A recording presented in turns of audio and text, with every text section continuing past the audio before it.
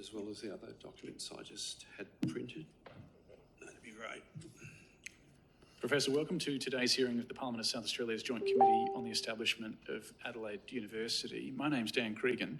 To my right is Sarah Andrews, the member for Gibson, Michael Brown, member for Florey, Lucy Hood, the member for Adelaide, the Honourable Reggie Martin to my left, the Honourable John Gardner, member for Morialta, the Honourable Tammy Franks, Connie Benares, and the Honourable Sarah Game.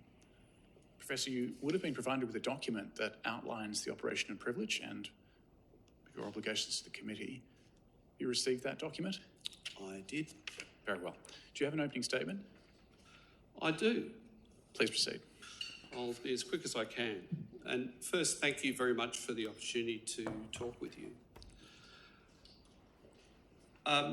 Forgive me, but there is some serious double-speak going on with this merger proposal. The Premier said prior to the 2022 election, and I'm quoting from the document that was issued, Labor in government will establish a university merger commission to chart a path. It will include the leadership of the three universities and be headed up by an eminent commissioner with higher education experience. Its task will be to determine how the state can be best served by the university sector. Should the independent commission determine that a university merger is in the interest of the South Australian economy and the welfare of the people of the state, then a merger will be a first-term priority for a Labor government. The state should not start this process with a view about which university should merge, nor which university should teach what degrees. The role of the state government is to determine what our collective interests are as South Australians, and that is where the process should start. Who can object to that? So a year later, the Premier says, I'm determined to make sure we pull this merger off. We're going to pull this off. We're going to make this happen. This is a massive project and people have said it was never going to happen. Well, watch. But asked by Indaly after the event if the university merger was a done deal, Malinauskas said no. If it was a done deal, I would have been announcing it today, he said. It's not a done deal, but we are going to make this happen. That's my government's policy. So the goal of improving higher education in South Australia is laudable, but a merger must be judged on its benefits and costs compared with other options, some of which I will outline in this presentation. Now, I've distributed a couple of things. One is a paper on the Manchester merger, which doubtless everyone is now familiar with. And this is the glossiest version of the Manchester merger I can imagine. But I've provided it essentially because in there are estimates of what it cost. So essentially it cost £1.3 billion. So I'd encourage you to read that and look at the estimates there. The second thing I've distributed is a graph of the ARWU, the academic ranking of world universities, ranking for Adelaide University against other Australian universities to see just how well or badly the University of Adelaide has gone. So there's no independent review, so I guess it's up to this committee to provide the independent review that the Premier promised. But he's not given you a lot of time to do this, regrettably. So perhaps let's remember first that South Australia is heaps good and we're all trying to make it better. Adelaide is always in or around the top 10 of the most livable cities in the world, ranked by the Economist Intelligence Unit. And I'm profoundly grateful for the opportunities that the University of Adelaide created for me, which is one of the reasons I'm here today. So, in summary, the merger proposal commits to the expenditure of a very significant amount of money, possibly more than $1 billion, if we base our figures on the Manchester example, plus the funding provided by the state government. According to VC Lloyd, as quoted in the Australian Financial Review, the merger will free up between $35 million and $50 million of cash per year for research. I'm sure you can do your own sums in terms of return on investment. I'm aware that the last go-round of this proposed merger in 2015-16, operational costs in year one were estimated to be over $125 million in 2023 dollars, above that pre-merger, which is why the idea was put in the bin. So what the Premier is envisaging is an all-comers university catering to ATARs from about 50 to over 99 that is also a top 100 university. There is simply no example of a university anywhere in the world that manages this feat. At present, 31% of university places in SA are at a Geo 8 university, which is close to the national average of 33%. After the merger, 62% of university places in South Australia will be at a G8 university. This compares with New South Wales at 35% and Victoria at 40%. This reflects a serious loss of choice and diversity for prospective students in South Australia. The higher education participation rate can be assessed in different ways, and I've just spent several days trying to get to the bottom of this with Andrew Norton, and yesterday we admitted defeat.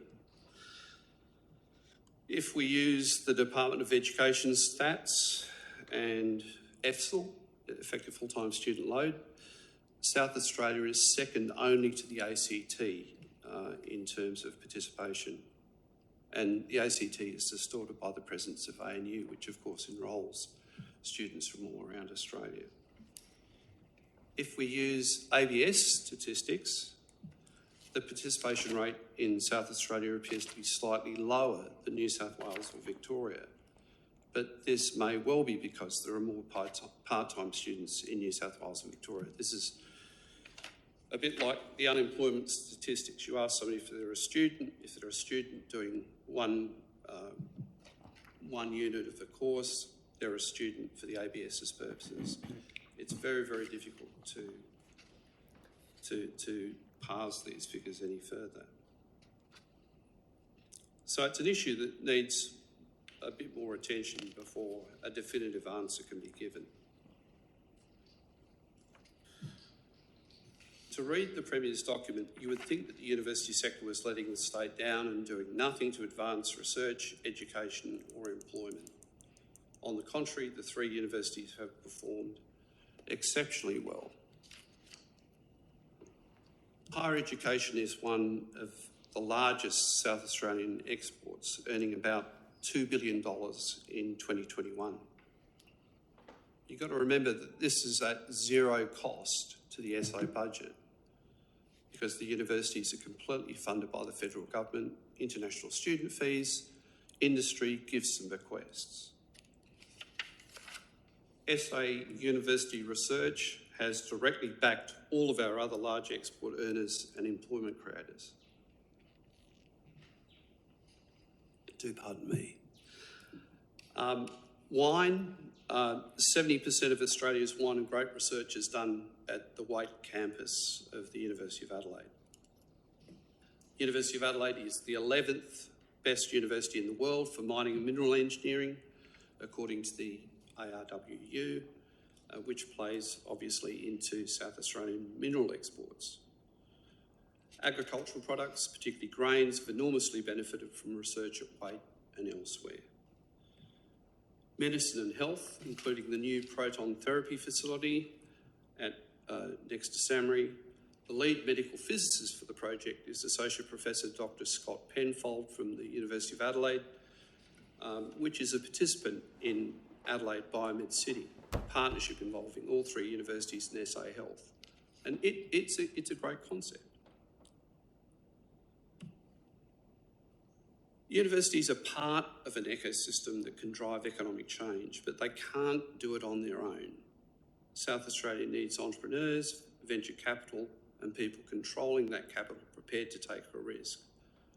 Currently, South Australia has the universities, but it does not have the other ingredients to really activate business development. Now, another thing that I've distributed is this graph of University of Adelaide's performance. The University of Adelaide is the most improved Australian university on the ARW since 2003, going up by 100 places. The gap from the University of Adelaide to the best university in Australia is now about 70 places, whereas it was 170 places in 2003. And this is against the background of improving universities worldwide, particularly in China. The University of Adelaide is 88 on the THE ranking and 89 on the QS ranking. So it's a top 100 university. And we should be proud of it. Instead, I hear people like ex-Senator Schopp running down the performance of the University of Adelaide on ABC Radio Adelaide. UniSA is a top 50 under 50 university, according to the THE. So I think the proposed government funding arrangements are very interesting.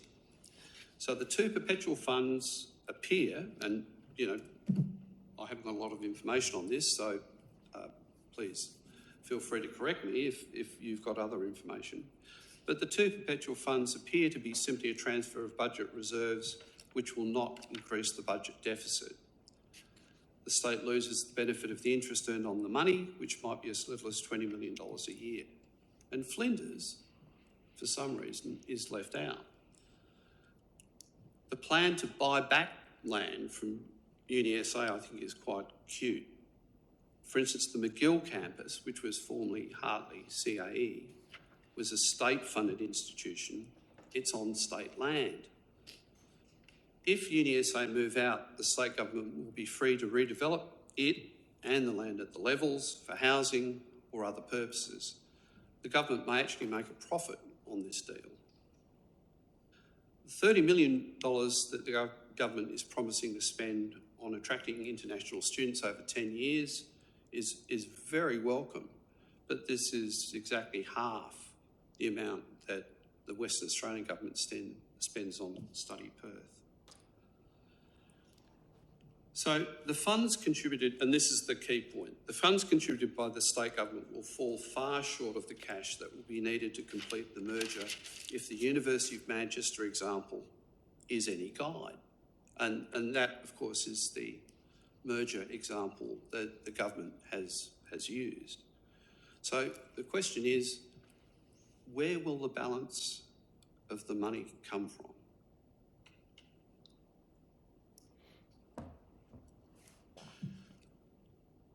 So, as you'll find when you perhaps have a chance to read the paper, the merger between Victoria University of Manchester and UMass 20 years ago is the example that the government's consultants have identified to support their case. The initial estimate, as you'll see in the paper, was a cost of £300 million, but the merger appears to have ended up costing over £1 billion, in fact £1.3 billion, if the paper that I have provided you with is accurate. The merger involved about 5,000 students at UMass rather than the 22,000 at each of the existing universities. And UMass and the Victoria University of Manchester had many things in common already. The idea of this merger was to make Manchester a top 25 ARWU university, but it's currently 38. Its ranking has gone up, but hasn't been worth £1 billion.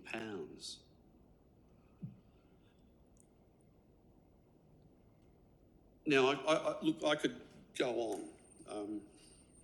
I think I've got about another 30 minutes of things I could say, but I'm very aware Chair, that I had 5 minutes, so perhaps I'll just cut my losses and stop now. Thank you, Professor. Questions from members? Member for Adelaide. Thank you. Thanks for coming in, Professor. You said that South Australia has the universities, but not the added elements, the entrepreneurs, etc. But what we've heard from previous witnesses today is that Australia does reward larger scale when it comes to research funding, and that it is that extra research funding that would be brought in by such establishing a Adelaide University that would actually then attract and draw more people, more students, particularly in the areas of like science and innovation. So do you agree with that, that whilst we might have the universities, we're actually going to be able to attract more people to our state and also stop the drain? The drain? You mean what the people drain of refer people to as a brain drain? Interstate. So it's interesting that ANU is a very high-performing university, but it's smaller than the University of Adelaide or University of South Australia. The University of Western Australia is smaller than the University of Adelaide or the University of South Australia, and yet it's very high-performing. So I don't think scale, obviously scale isn't the only thing going here. RMIT is a very large university, so I think everyone may have read my piece in Daily. I don't know, but RMIT is a very big university. It's one of the 5 biggest universities in Australia, but its research performance is indifferent. So I think scale is clearly not the key to having a good university which attracts research. Member for Florey. Professor, so you've just told us that you don't believe that scale is a key factor in, if I could paraphrase, a key factor in determining the ability to get research funding. Can you just outline to us your own personal experiences in trying to secure research funding and how you found scale to impact on that? Look, personally, I'm part of a $5 million ARC grant. Very fortunate to be part of a group that's got this grant. It's been a lot of effort. I think it's always effortful to get research funding into universities. Even when I go to speak to colleagues at Stanford or Harvard, they tell me that they have a terrible time getting money. It's really always a struggle for universities to get enough money. But when you were applying for that grant, you found that the size of the university wasn't a factor? No. Nobody asks about that. They want to see the people involved. At the University of Adelaide, which is a top 100 university, there are about 200 people who probably do 90% of their research and consequently get 90% of the ranking for the university. If those 200 people, all of whom could probably walk out of the university tomorrow and get a job anywhere in the world, were to leave, then the university's ranking would crash. So those are the 200 people, like it or not, that you have to look after in order to make sure that the ranking stays the same. If this merger proposal upsets them, you may not have them at the university in the future. So one of our earlier presenters said the opposite. So she said she was really looking forward to this because it would dramatically increase the opportunities for collaboration. And that's before you even look outside of South Australia, just by bringing the 2 different groups of people. That's an interesting view. I mean, most of Australian research is now collaborative. So we have CRCs all across Australia. There's very few research projects that don't involve some measure of collaboration, but they're often between universities or between universities in Australia or between universities in Australia and overseas. The ARC grant that I'm working on at the moment has participation from ETH Zurich, for instance. So it's really, research is becoming much more internationalised, and of course the internet has made a lot of this possible. So people doing research for Curtin University on the SKA, the Square Kilometre Array, in Western Australia and South Africa, get their data, and that data goes across the world and it's used by many, many different universities. The same with data from the LHC in Switzerland. So I think, thinking about collaboration, I don't necessarily think about collaboration being just with the people that might be sitting next to me. It's with other people. Sorry, but what we're hearing is that South Australia is not getting its share of the research funding pool. That's what we're hearing. And that Where's the evidence for that? Well, it's 6% of the funds, and we're more than 7% of the population. Yeah, I think it's a very, very crude analysis, if I can be so bold. I think there's been the same thing is said in Western Australia. So people say that it's all going to the eastern states and it's some sort of terrible conspiracy. All I can say is the University of Western Australia is doing quite well, and I think the University of Adelaide is doing quite well. So it's always an effort to get research funding. South Australia, hasn't grown as much as people probably would have hoped. In fact, in 1983, Perth was the same size as Adelaide. Now it's twice as big, basically the same with Brisbane. So yes, it's a struggle, but I don't think scale alone of the university is the key factor. Now, is that an opinion though? Because as I said, we've had other people today say something the exact opposite of that. So is that your opinion, or what are you basing? They had different opinions. So I think it's all in the realm of opinion, but what I'm trying to do is back this up with some facts, which is why I've distributed. That's what I'm asking though for this. So I'd hope to prepare a paper which would be ready for you today, which I could have distributed.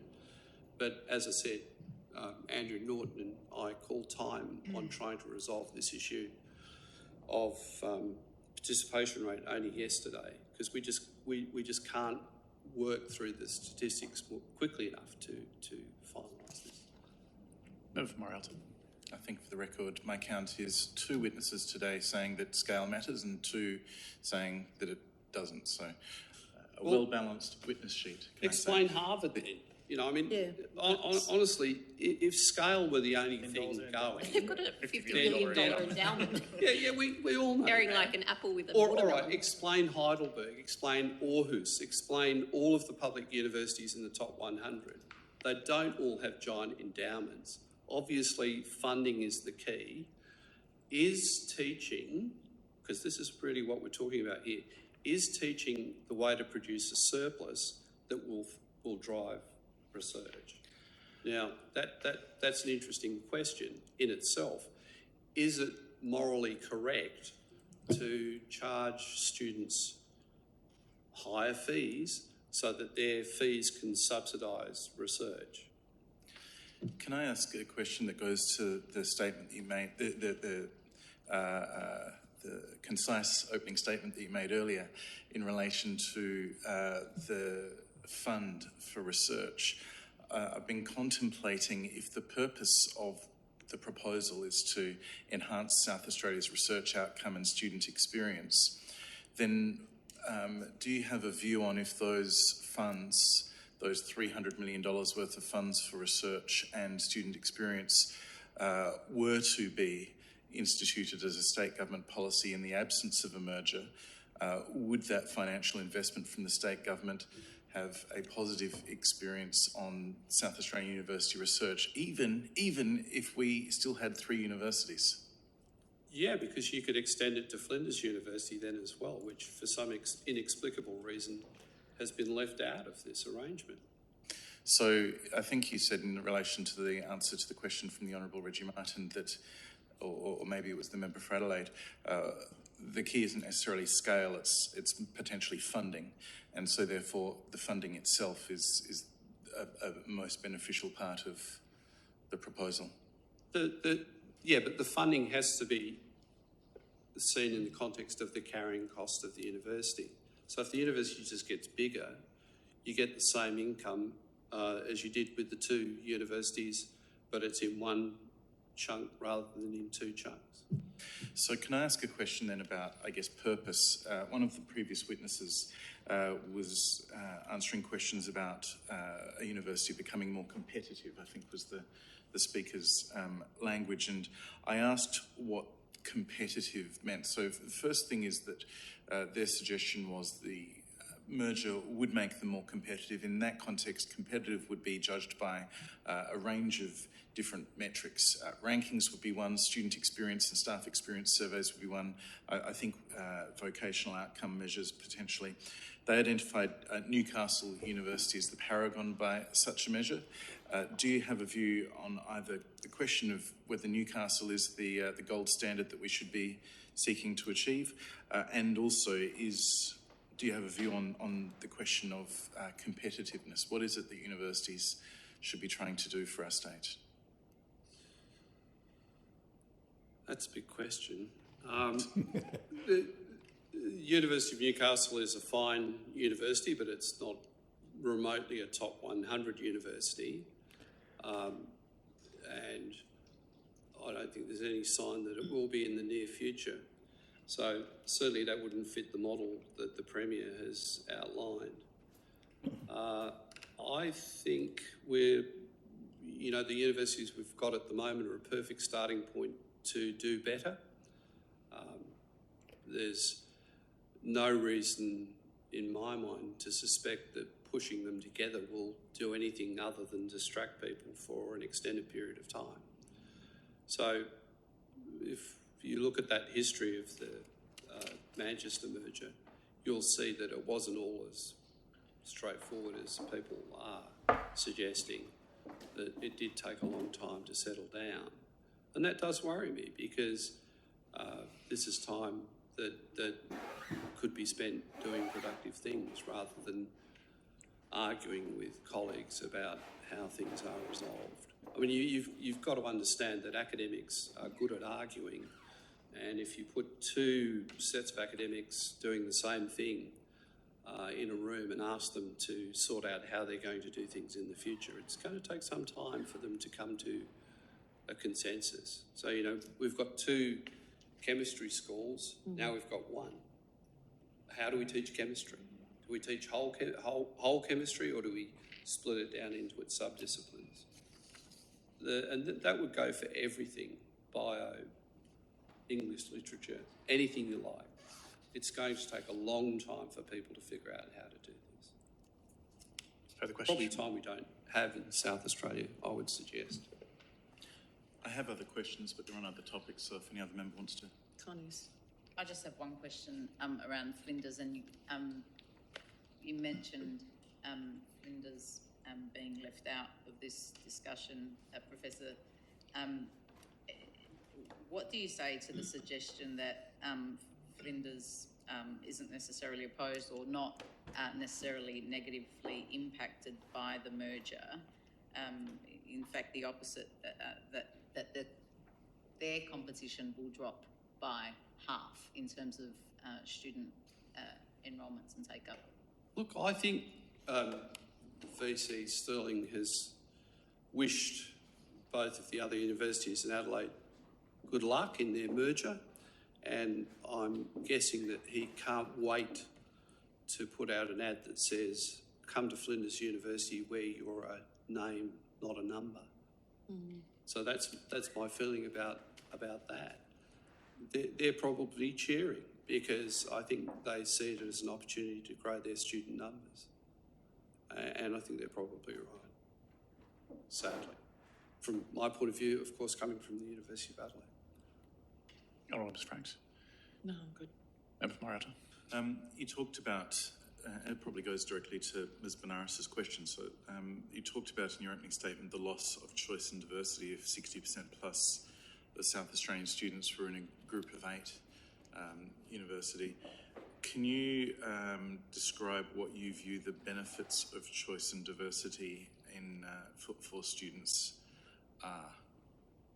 Well, the key thing for students is that they're working with students who have a similar level of preparation.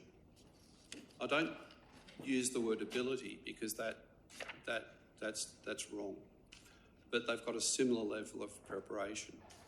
So if you get a cohort of students doing Chemistry 101 or Bio 101 or whatever you like, and you've got the top students in the state competing with people who've got an ATAR of 55, the people who've got the low ATAR probably won't feel comfortable in this class because they'll be marked against the same criteria. So this is quite problematic. It's problematic for people who are teaching them as well, because you've got to teach in a way which keeps most of the class following along. And if some people are less prepared, you have to teach at the speed that will suit them, which means that the people who are better prepared get bored. Now, I think this is a recipe for increasing attrition. And every time you get universities that have to teach the whole state, for instance, CDU and UTAS teach their entire state, you get high levels of attrition. So I think that would be the case here. And just to add some information, which in my enormous screen here,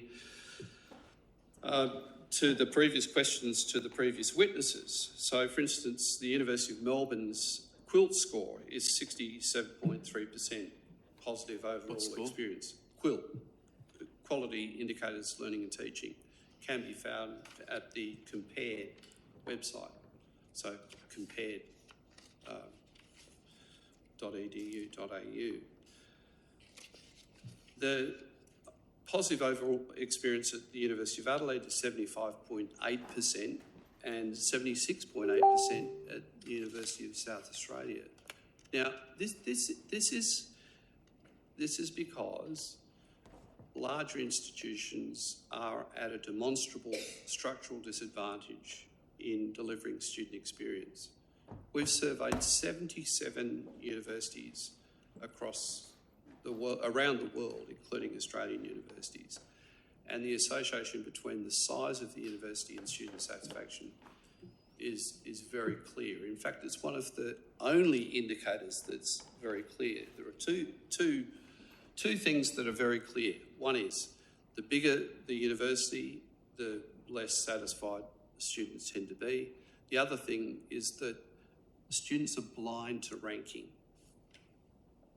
Once they get to a university, they don't care if it's a high-ranked university or a low-ranked university. They just treat it as their university. So it doesn't matter if the university has a high ranking or it doesn't. What does matter, though, is the size of the university. Well, just on... If I could ask you just to expand what you were saying before about the importance, I think I have you right, the importance of differentiation and offering multiple pathways or options. Am I right to say that it's your evidence that students not only perform better but have a better experience when there are two separate cohorts, one a sort of average cohort and one an elite cohort? No, I wouldn't say that at all. I think students find a university that suits them. And that's not about necessarily being a top student or a bottom student. They find a university that suits them. It might be the university that's down the street, so it's easy to get to, but students find a university that suits them.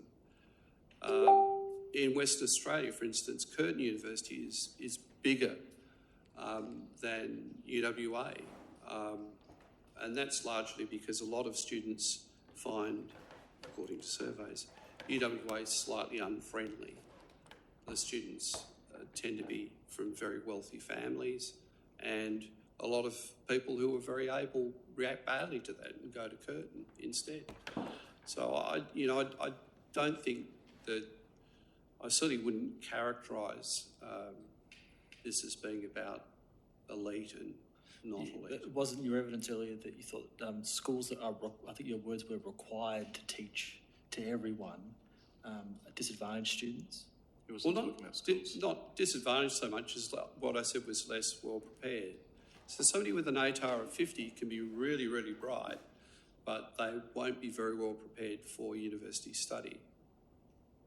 So it sort of reflects my own experience in a way, and I should just tell you this story to get it out of the way. I went to Christie's Beach High School and I just scraped into architecture at the University of Adelaide, but I'm very grateful I did. I ended up getting first class honours and sharing the university's highest award for design. And then I got a scholarship that took me to London, to the Bartlett School of Architecture and Planning.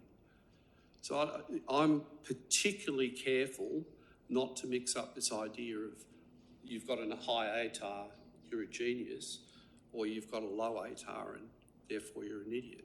That's wrong. But you were suggesting that those students are somehow more difficult to teach. Yeah, they are.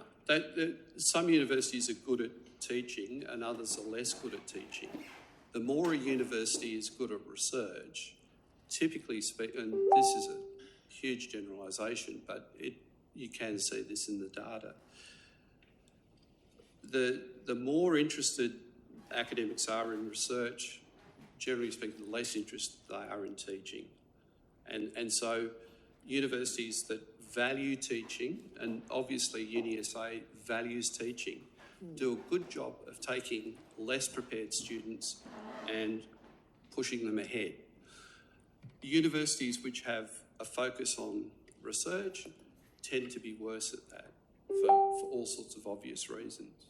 So, you know, Rutherford, who split the atom, was regarded as being an appalling lecturer at the Victoria University of Manchester, because he couldn't communicate with students. He was more interested in his research than in teaching.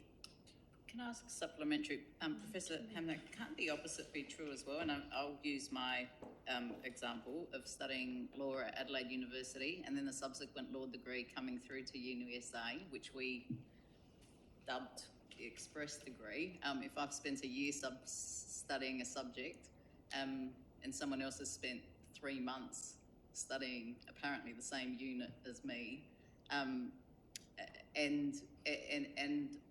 ending up with this flood of baristas rather than barristers at the time because of those outcomes, the quality of teaching can differ, and the results can be Generally, negative that's as well, not just positive. I mean, UniSA is not where it was when it first started its law degree, but it was night and day.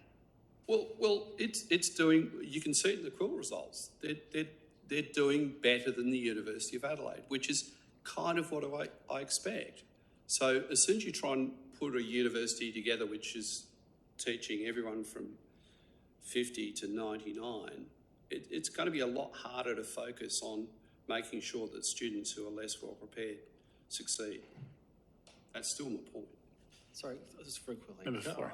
Can you just confirm? So, are you saying that, in your opinion, your expert opinion, that universities can basically either be teaching universities or research universities, but they can't really do both? It's hard to find both well. It's hard to find examples of universities that are both excellent at teaching and excellent at research. The animal that the Premier has imagined, which is a top 100 university which teaches basically all comers, really doesn't exist. If you look at the ARWU list, there isn't a single university that matches that description on the list. They're all selective. Manchester is still very selective. They throw away 6 of their applicants for everyone who succeeds. So is it your view that the real key is not so much size, it's being selective? Is being selective is the key rather than The key to what? size. The key to success for a university. Well, success defined how? I mean, being good at research and also at teaching. If you want a good research university, you have to be selective about the students you get.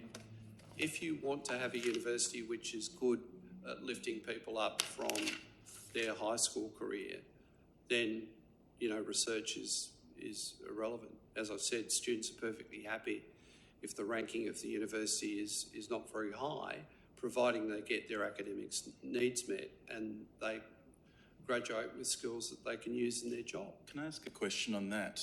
We've heard a lot about ranking. So the twin pillars that the whole premise of the idea is based on is higher ranked university, therefore more successful in some views, and great student satisfaction.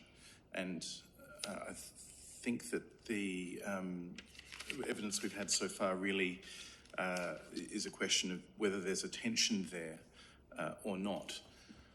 I guess I'm interested in whether that question of the ranking itself, to what purpose does that ranking provide benefit? I assume that there are universities outside of the top 100 ranking that still attain some research success. I assume that there is, I read in a rankings the other day that the University of St Andrews is not a top 100 university, but the King of England saw fit to send his son there, which apparently prestige is relevant to that family. What is your view on the primacy in the debate of university rankings? Well, look, I think this is much overblown, but the Premier has chosen this ground on which to fight. So he's the one saying that we should have a top 100 university. I'm not saying that. I'm saying let's have a university we've got a good university, a good research university. We've got a university which is obviously very good at teaching. I guess my argument is, why muck that up? It's really the best situation to have choice so that students can find the university in which they're happy. If we want to, I think we're conflating two things here, and this is what I was talking about with whether teaching is the best way to make money for a university. I think that's an open question. Caltech has 954 students last time I counted, but it's a top 5 university. So,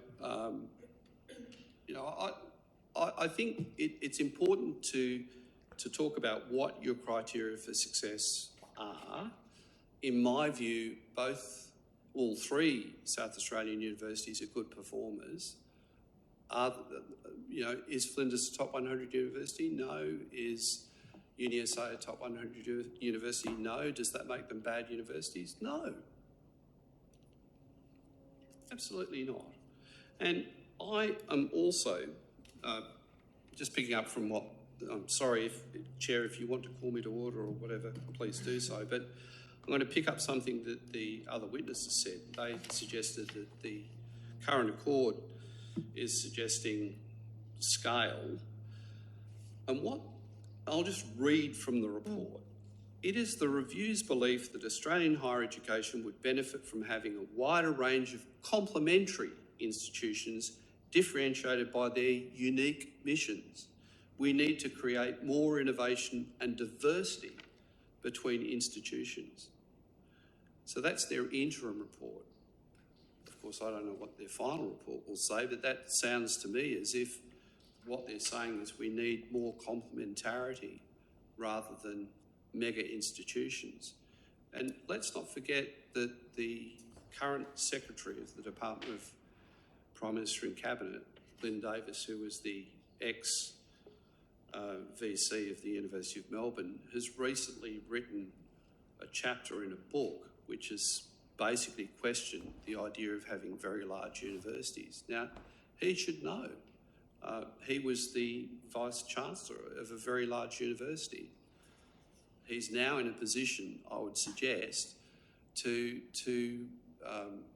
exercise some influence, and I'd encourage you to read his recent article or the recent book chapter, which does, I think, suggest to me that the federal government has no particular wish to perpetuate the idea of having giant Australian universities. For Gibson. You've spoken about the value of top 100 rankings and also said that, all three South Australian universities do well regardless of that ranking. You've also provided us a graph with rankings on it. So I guess what's your final position on the value of being ranked in the top 100? Well, if you're trying to be a research university, it's a good thing. If you're not it doesn't matter. If you're a student at a university, it doesn't matter. If you're happy there, you're happy there. But I just wanted to put that forward to point out that contrary to the information that some people have been putting out, that the University of Adelaide is the most improved university on the ARWU in Australia, and that it's narrowed the gap between it and the best university in Australia from 170 places to 70 places, which is some achievement. So, I mean, a university which is 120 in the world is a really good university. The graph for the ARWU, pardon me gesturing, goes something like that. So after about 25, the graph becomes very flat. The difference between 120 and 60 is not a lot. The difference between 60 and 25 is pretty daunting, and then it rises almost vertically towards the pinnacle of rankings. But I think, you know, like I said, the Premier has chosen this metric, not me. I think that I'm responding to the Premier's agenda. It wouldn't be my first thought when I was thinking about how good universities are. And look, in the US, there are plenty of 4-year colleges which are essentially unranked. So Brown, Vassar, all these sorts of universities. Hillary Clinton went to Brown, I think. If you're a feminist, you go to Brown. They're fine universities, but they don't do a lot of research, and consequently their ranking isn't that great. They're obviously very good places to learn to grow up as an individual and to learn about interesting things. But, you know, ranking isn't their game, and a lot of them don't actually engage in the ranking process. They don't provide information to THE or QS. Professor, we might move through briefly some questions, and then we might be some time for some more discursive debate towards the end. Honourable Ms Franks. Yep. Mine was a supplementary on that to just unpack. So the metric that the Premier talks about is a research metric. Can you talk about the other metrics that are available? Well, the most obvious is what students think. So that's the quilt metric. Yep. I'm just pointing out that the South Australian universities all score better than their large eastern states counterparts. So it doesn't matter if you take the University of Melbourne, Monash, Sydney, UNSW, the University of Adelaide, the University of South Australia and Flinders are all better than they are. They're above the national average. And that's, you know, the most highly ranked university in Australia, which is really a university, is Bond. And it's 5,500 EFSL, something like that. Students love it. Most of them live on campus. It's a private university, and so you can only go there if you've got rich parents, unless you get a scholarship. But clearly students really value that environment where you're taught in small groups and you get to know your peers. Thank you. And you talked earlier about you'd hoped to have brought a document to this committee, but you weren't able to do it in the time constraint. Is that something you still intend to bring before this committee? Well, I understand the deadline is the 14th. So I'm desperately trying to finish this, but a lot of the questions that I'm trying to answer are very difficult to answer, and I'm relying on assistance from other people to help me. But, you know, the one I was talking about, the participation rate, I think I've got stuff in my bag I can distribute to you, but we think, based on the Department of Education data, that the participation rate in South Australia is the second highest in higher education participation rate is the second highest in Australia. When you read the Premier's document or the vision statement, you're sort of encouraged to think that the participation rate is is not very high. But I think that's wrong. When you look at the ABS data, it looks a bit the other way around. But the ABS data is by no means perfect. There are several caveats at the bottom of the data which suggest that they know they haven't counted things correctly.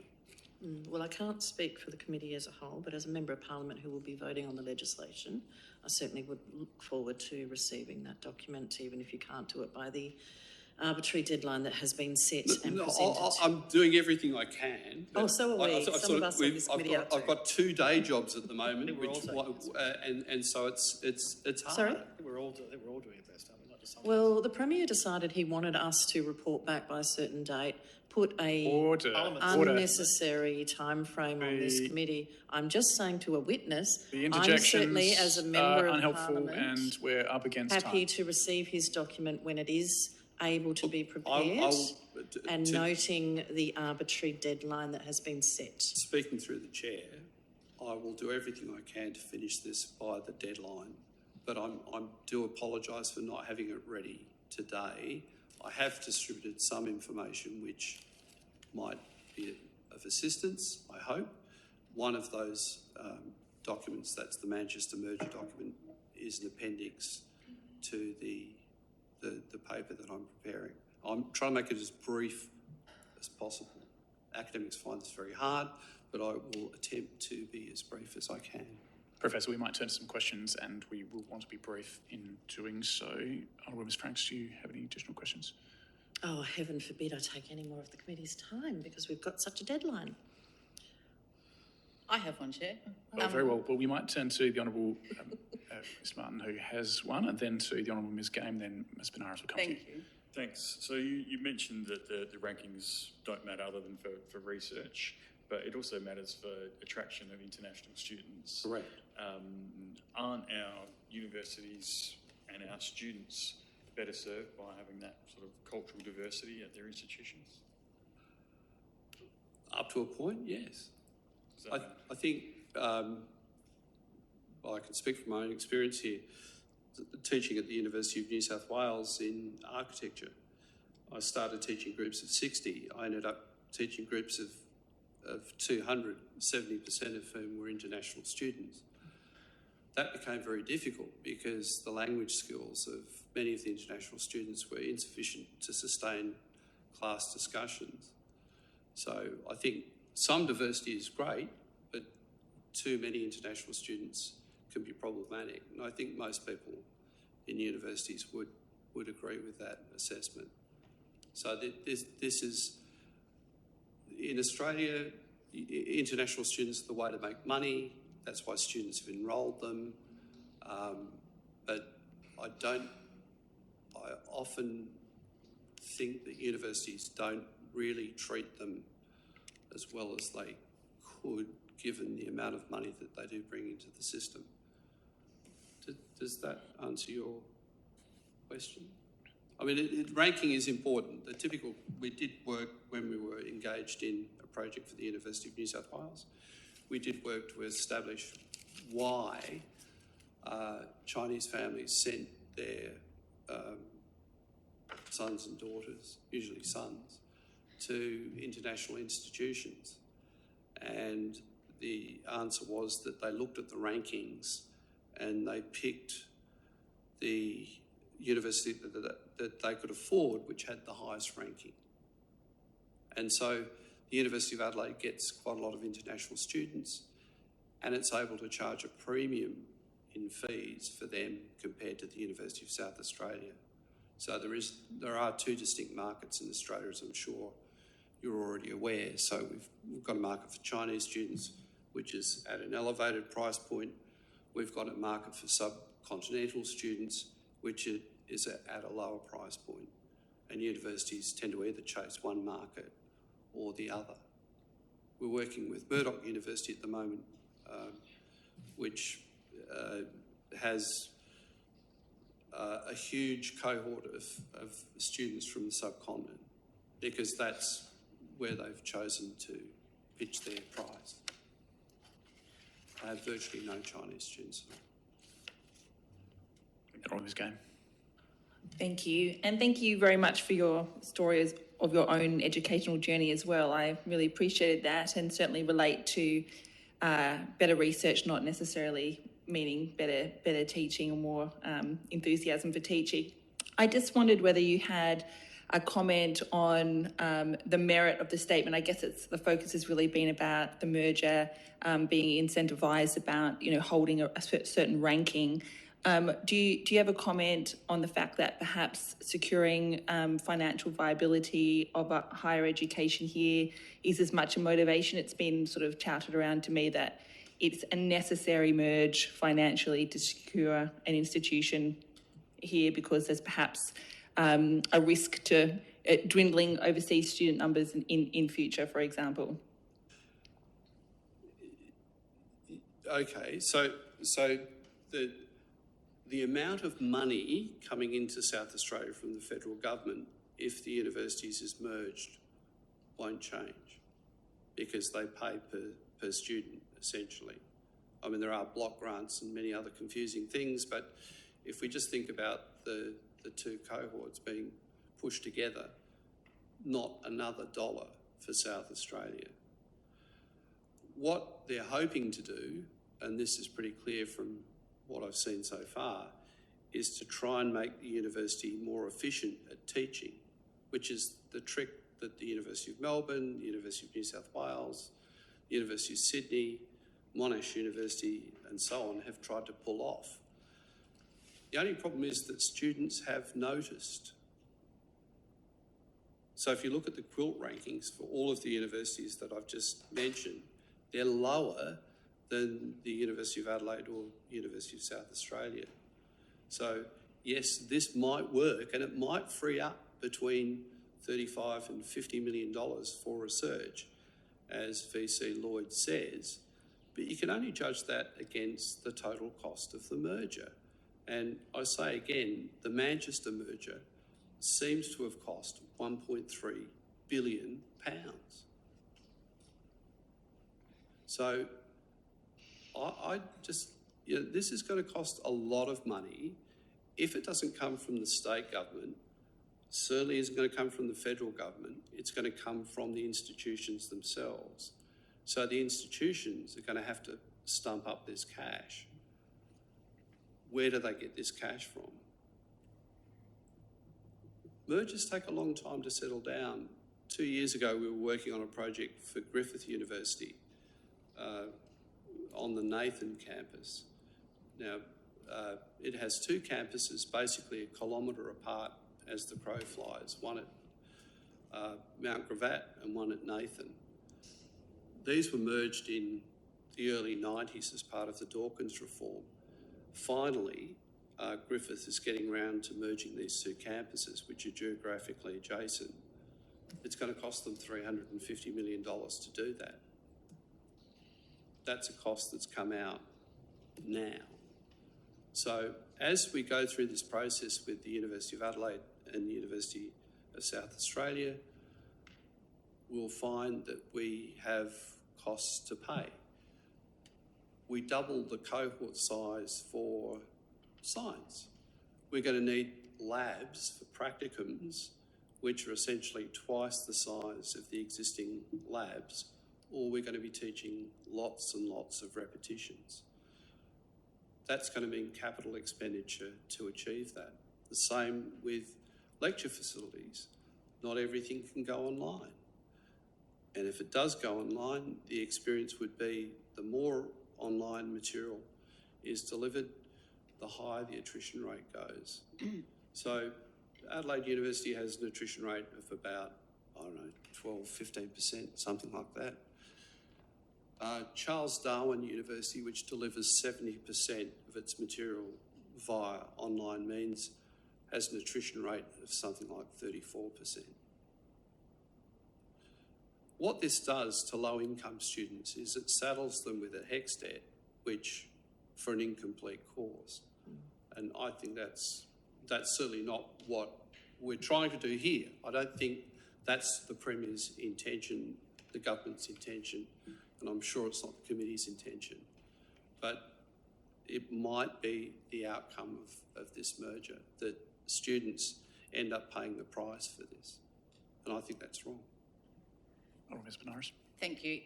Professor Hanmer, I'm hoping you might help me understand something, because based on the information I've received, and I'm sure the committee at some point, well, I'll be asking if we can confirm these figures. But my understanding is that at University of Adelaide, there's about 76 odd degrees that make up about 80% of student loads in studying. And then there is a number of very small courses that are offered at the university, some of them with only 8 students, 10 students, I think 8 or less is actually the figure. But that those courses actually result in a 40% loss to the university because of their size and because there are so many of them.